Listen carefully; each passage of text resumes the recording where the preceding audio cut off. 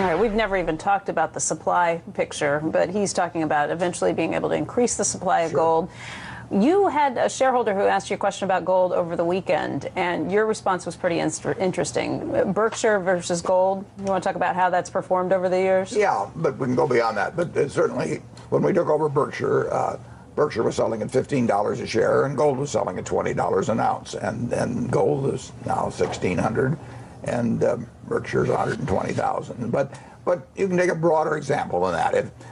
If you buy an ounce of gold today and you hold it 100 years, you can go to it every day, and you can coo to it, and you can caress it, and you can fondle it, and 100 years from now, you'll have 1 ounce of gold, and it won't have done anything for you in between. If you buy 100 acres of farmland, it will produce for you every year. You can use that money to buy more farmland. You can do it all kinds of things. For 100 years, it'll produce things for you, and you still have 100 acres of farmland at the end of the 100 years. You could buy the Dow Jones Industrial Average for 66 at the start of 1900. Gold was then $20. At the end, it was 11,400, but you'd all gotten dividends for 100 years. So a productive asset of any kind, a decent productive asset, is going to kill a non-productive asset over time. Now, in any given 1 year period, 5 year period, any asset can outperform another asset. Tulips. Why don't you join me, Warren? Why don't you join me and buy some cows? I like your farmland, but you're in Nebraska for Iowa. You love steak. I mean, we can have leather. We can have manure. We can have milk. We can have meat. We'll employ people. You can have the manure. I'll take the meat. I've got plenty of the manure. No, but we'll employ people taking care of the cows. I mean, that little bar of gold that's worth 50, whatever. We had one in here. Look, I think it was worth like $60,000 or $70,000. I can get like so many head of cattle for that and be productive. That was my point. But you like farmland. You just too lazy to take care of the cattle or something? Pay some people. Absolutely. Have you ever tried to take care of cattle, Joe? It must be. I think it might be hard. I've tipped a few, but I've never.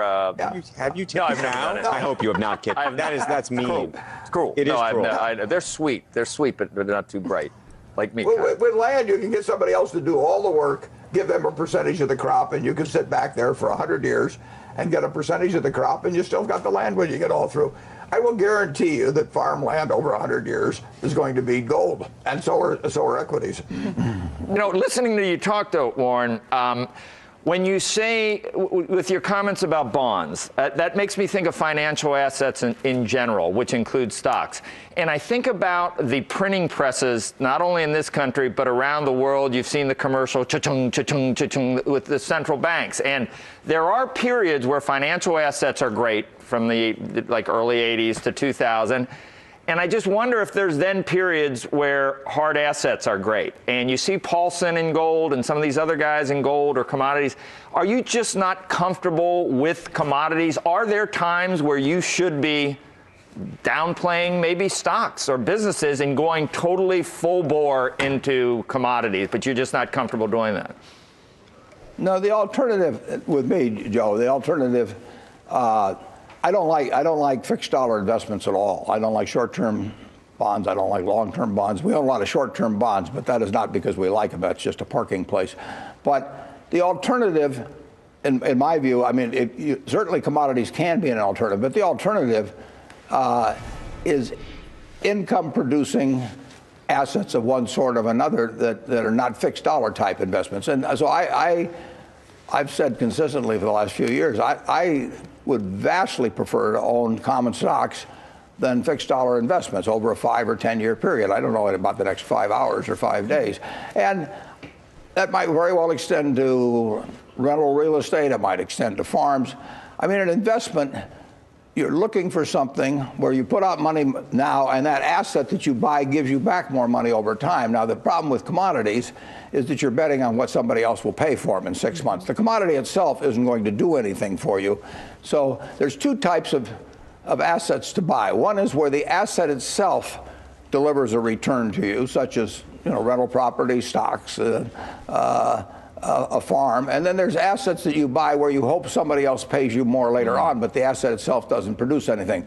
And those are two different games. I regard the second game as speculation. Now, there's nothing immoral or illegal or fattening about speculation, But it is an entirely different game to buy a lump of something and hope that somebody else pays you more for that lump 2 years from now than it is to buy something that you expect to produce income for you over time. I bought a farm 30 years ago, not far from here. I've never had a quote on it since. What I do is I look at what it produces every year, and it produces a very satisfactory amount relative to what I paid for it.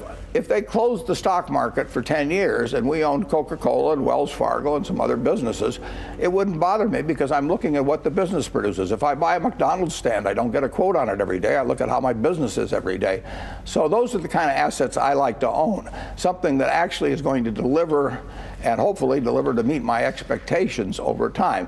A piece of art, may go from $1,000 to $50 million, but it's dependent on what the next guy wants to pay me. The art itself, the painting itself, is not going to dispense cash.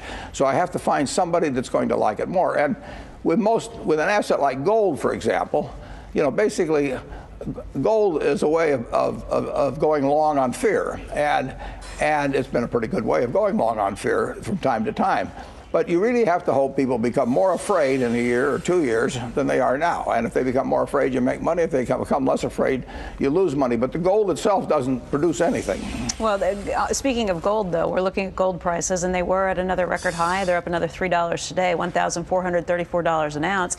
And there have been some big hedge fund managers, like a Paulson or a David Einhorn, who have really buckled down on these bets. Why would you steer clear, and do you think what they're doing is the wrong thing? Well, I just don't know. I don't know whether cotton's going to go up. I mean, we use a lot of cotton. I've watched it go from 80 cents to $1.90. We use a lot of copper, and I watched it go from $2 to $4 plus. So, I mean, there's all kinds of things in this world that are going to go up and down in price. And maybe hamburgers will tomorrow. But I don't know how to judge that. I do know how to judge, to some extent, the earning power of some businesses. And the real test of whether you would like it as an investment is whether you would be happy if it never got quoted again, and just in terms of what the asset did for you. But that doesn't. I will say this about gold: if you took all of the gold in the world, it would roughly make a cube 67 feet on a side. So if you took all the gold in the world, we could have a cube that went down there 67 feet, 67 feet high, and that would be the whole thing.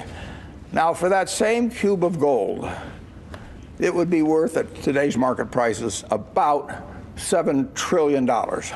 That's probably about a third of the value of all the stocks in the United States. So you could have a choice of owning a third of all the stocks in the United States, or you could have a choice of owning that little block of gold, which can't do anything but kind of shine there and make you feel like Midas or Croesus or something of the sort. Now, for $7 trillion, there are roughly 1 billion acres of farmland in the United States. They're valued at about $2.5 trillion. It's about half the continental United States is farmland. You could have all of the farmland in the United States. You could have about 7 Exxon Mobils, and you could have $1 trillion of walking around money. And if you offered me the choice of looking at some 67-foot cube of gold and looking at it all day, maybe touching it, fondling it occasionally, and then saying, do something for me, and it says, I don't do anything, I just stand here and look pretty. And the alternative to that was to have all the farmland in the country, everything, cotton, corn, soybeans, 7 Exxon Mobils, just think of that. Add $1 trillion of walking around money. Maybe call me crazy, but I'll take the farmland and the Exxon Mobils. All right, that makes some sense. Carl, you've got a question too? I'm still trying to get the image of Warren fondling a giant block of gold out of my mind. His fondling it occasionally was what stuck with me. Bring me a giant block of gold and you'll see me fondle like you've never seen before. We sold it from 160 to 200 or something like that. A nice tidy profit. Yeah, we made about $3.5 billion on a $500 million investment, as it turned out. I still sold it way too soon. Since I sold it, they must have shot a gun off and said, Warren sold, now it's time to let it go up. Well, yeah, you left money on the table. A lot of money. Dummy. That's what exactly right. Charlie Munger would say, right? Charlie would say, you've done it again. But you can't keep always trying. For the average person who's maybe never bought a stock before, what's your advice about that? You can't constantly sit there and wait and say, oh, it's going to go higher, it's going to go higher. We don't even think about that. What we think about is how much is it selling for? How much do we think it's worth? When we bought it at $35 billion effectively, I felt the company was probably worth at least $100 billion. How did it come to your attention? How do you find a stock like PetroChina? I sit there in my office and I read an annual report, which fortunately was in English, and it described a very good company. And told about the oil reserves, told about the refining, told about the chemicals, everything else. And I sat there and read it, and I thought to myself, this company is worth about $100 billion. Now, I didn't look at the price first. I look at the business first and try and figure out what it's worth, because if I look at the price first, I'll get influenced by that. So I look at the company first. I try to value it, and then I look at the price, and if the price is way less than what I've just valued it at, I'm going to buy it. And how do you value it? Well, that's the trick. Yeah. But it's essentially what I would pay for the whole business if I could buy it. And when we sold the stock, it was valued, we'll say, at probably 250 to 275 billion. And we thought that was a fair price. Now, oil had gone up from $30 a barrel to $75 a barrel. Now it's up even further. But today, yesterday anyway, I believe PetroChina is the second most highly valued company in the world. Higher than GE, next to Exxon. ExxonMobil. Next to Exxon. Have you sold the entire stake? Yeah, I have. Mm-hmm. I wish I hadn't, but I have. As of when? Well, we sold it over a period of time. Sold it over a period of time. If it went down a lot, we'd buy it back. Would you ever buy or sell a stock based on political pressure or no. sort of? So no, the answer is no. People being upset about Darfur had nothing to do with why you sold this stock. The Chinese government owns 88% of PetroChina. They also own control of 29 out of the 30 largest companies in China. The Chinese government is the one that has a position in relation to the Sudan. And they have it, if you own any one of the 30 largest companies in publicly traded companies in China, you will have the Chinese government as your majority partner. And the question is, are you responsible for their actions? You're going to China next week for a ribbon-cutting ceremony for ISCAR. Sort of the limit of my abilities, Liz. I mean, that's what they use this. You're pretty good at cutting a ribbon. I've gotten used to it, yeah. Are you looking at other companies in China? I don't look based, no, the answer is pretty much no, but I don't look based on countries or that sort of thing. I just read every report I can, and I try and figure out whether something is cheap. But how would you find a report like PetroChina 4 years ago? This was not a name that maybe that a lot of people would. Other guys read Playboy. Yeah, I read annual reports.